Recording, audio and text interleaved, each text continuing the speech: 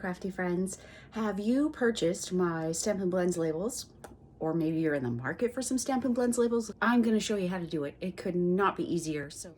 Okay, so I'm going to start with a Cricut version, and this is a print then cut. So I've got Cricut Design Space open. I am going to go to upload. We are going to pretend that I've never used this file before, although it's right here. So if you have just downloaded my print then cut file, you are going to go to browse. You are going to go and find said document. Now, these are my recents, so they're sitting there, but I'm going to go where it would normally be housed. So I've got brother, so you can see HER, and then I've got cut. That's the print then cut. So we're going to upload it. I choose complex just because that's what I've learned as I've gone along. There's nothing to do here because it's a PNG file, so there is no background to remove. So we'll click apply and continue. And now we are going to use the print then cut option. Click upload. And now you will have your file here. You're just going to click that and add to canvas. When it is inserted, it's going to be massive. I wish that I knew how to insert it so that it wasn't going to be, but the maximum size for a Cricut print then cut is 6.75 by 9.25. So I have got my lock on. I want these to stay proportional. So where it says 74.444, I'm going to type in 9.25, tab over. Now it's the right size. But just to make sure, we are going to insert a circle. The part that we're sticking on the Stampin' Blend is 3/8 of an inch, which in decimals converts to 0.375. So instead of just manually resizing this, we're going to go in and type 0.375. Tab. It's automatically resized. I'm going to arrange it so that it's in behind. Okay, so to make sure you want to move your document or your image so that you can't see that gray circle in behind. So that is perfect. We can delete that circle.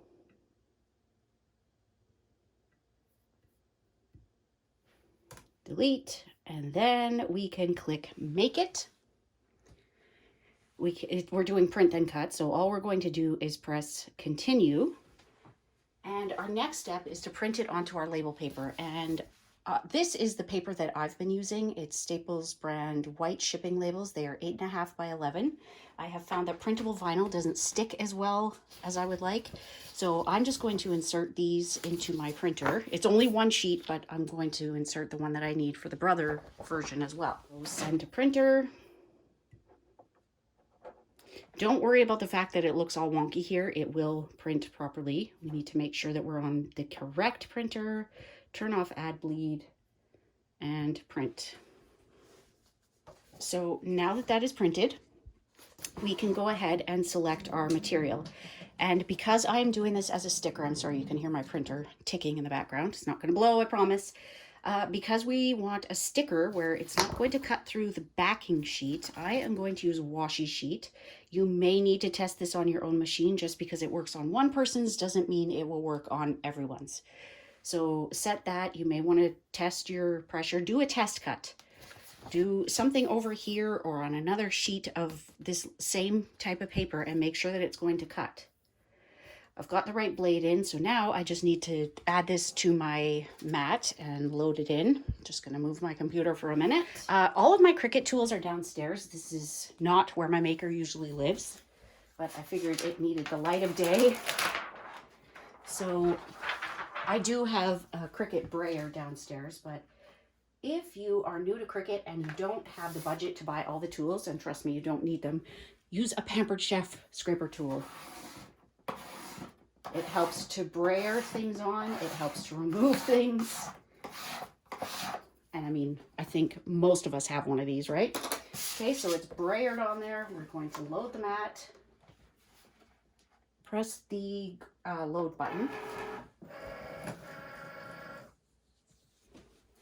And it is very important that you do not cut off these black lines. I wouldn't touch my paper at all, but Leave those lines there. Those are the registration marks. And when I press my go button, you're going to see the blade housing move around. It's sensing those marks.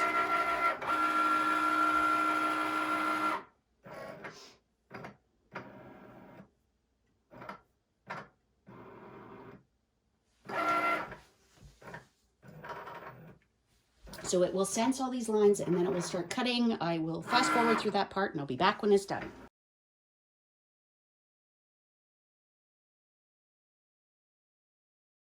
Okay, so once that is done cutting, you can unload your mat. And voila. So what I recommend, based on every Cricut video I've watched, is that you pull your sheet, you pull the mat away from the sheet instead of the sheet away from the mat, and then it won't be all curled.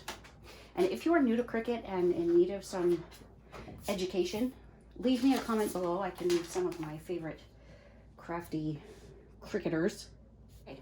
So that's that for the Cricut one. And you may have noticed I have the Cricut version, the print and cut version. Those are the same thing, by the way. I have the Brother Scan and Cut version, and then I've also had requests for just the printed version. So I will be offering this by the time you see this video. Hopefully I have that listed in my items. So yeah, and if you have any questions, please do not hesitate to let me know. So now on to the Brother version. I have already gone ahead and printed that. All you need to do is once you download the file, open it, Command P on a Mac, Control P on a Windows, print it on the same paper. And you will notice this one has a stroke. That is because the Brother Scan and Cut needs to be able to detect where it's cutting. So I'm going to grab my Brother mat. So again, we'll use our Hampered Chef tool. Just push it onto the mat. And I find, I'm sorry, Brother, I love you. I've got like every printer is Brother, but their mats are terrible. They lose their stick so quickly. And the first time I used this mat, it actually pulled all of the paper, like all of the paper stuck, and I was almost in tears. I'm like, this is brand new. So long story short, long story still long, I use washi tape every single time. And this is Scotch Delicate Surface washi tape. It's like a painter's tape. Tear a long strip, rip it in half. I put it on every single corner, so all four corners, all four sides. You don't want this coming off mid-cut. And I do find that sometimes this tape will kind of roll up as it gets scanned. So that's why I only use the half roll. And if you have a CM350, the Brother Scan and Cut CM350, you need to listen to this. It is so quiet. My husband used to complain if I was trying to cut something when he was having a nap or whatever. But this one, OMG, it's so quiet. Look how quiet. Even just loading it. Make sure your tape isn't popping up anywhere. So now we're going to go to scan. I'm sorry if I'm getting in the way here. Maybe I'll move you a little bit closer. Go. I think you should be able to see the whole process now. So we're going to go to direct cut. Start. Make sure that it has room to go all the way through. This is the biggest part about having a maker or, a Cricut or a Brother Scan and Cut, is having that pass-through room.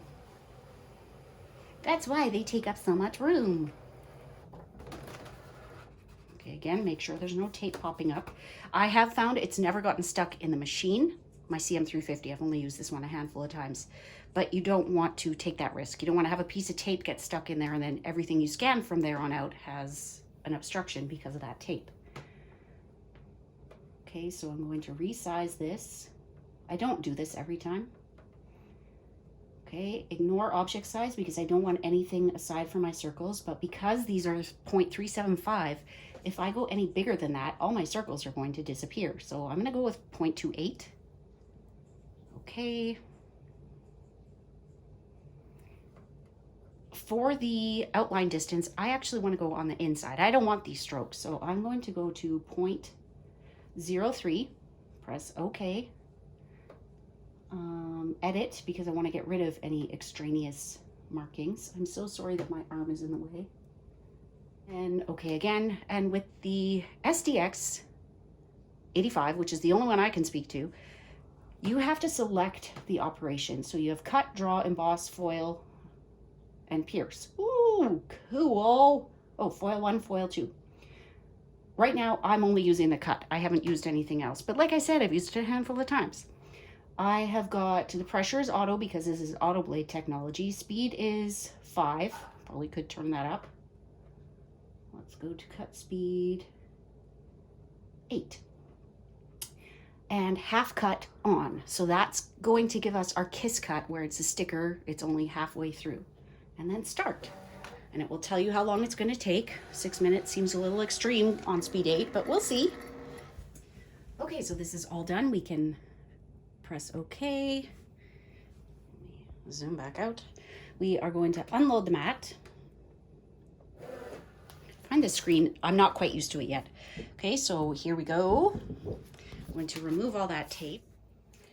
Now, truth be told, this is the first time that I've used the 0.3 as the outline distance. I would suggest going with 0.2 because there are some where it is quite close. You might notice on the shaded spruce here, it is a little close. So, yeah. But there is the scan and cut, there is the print and cut. I hope that you enjoyed this. You can find these files or request the printed version at stampedaf.ca. If you have any questions, any problems, please, please, please let me know. That is what I'm here for. You can comment below, but ideally, if you email me at stampedaf@gmail.com, that would be best. So thank you so much for watching. I'm sorry this week's video is a little bit late, but when I recorded this the first time, I went portrait instead of landscape. And I say that because I told my kids and they're like, I don't know what that means. I'm like, portrait instead of landscape. So thank you so much. If this was your first time here, welcome. This isn't my typical video. Usually it would be card making, but there have been requests for Stampin' Blends labels, and I didn't want to be messing around with mini glue dots and cardstock, so mine are all using adhesive. Those are all my labeled Stampin' Blends. Now, I do have a couple Copics in there. Shh, don't tell. It's for colors that Stampin' Up doesn't offer. Okay, so those are the markers, and I hope you enjoyed this, and we'll see you soon, my crafty friends.